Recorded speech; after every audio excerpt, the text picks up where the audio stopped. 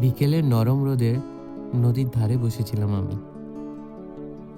হঠাৎই পাশের বেঞ্চে এসে বসল মেঘলা।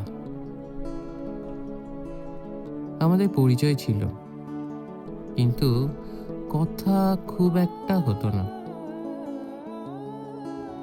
হঠাৎই মেঘলা কাছে এসে বলল, তুমি প্রতিদিন এখানে আসো? আমি মৃদু হেসে উত্তর দিলাম,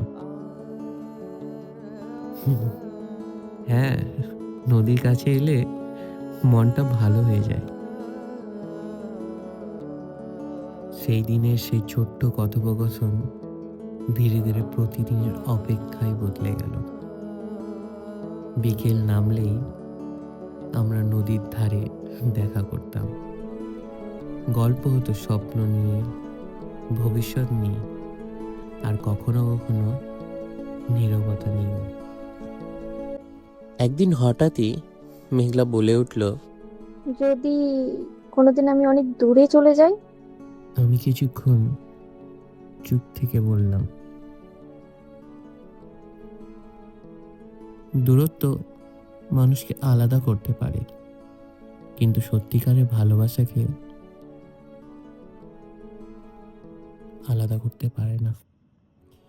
মেঘলার চোখ দিয়ে জল গড়িয়ে এলো।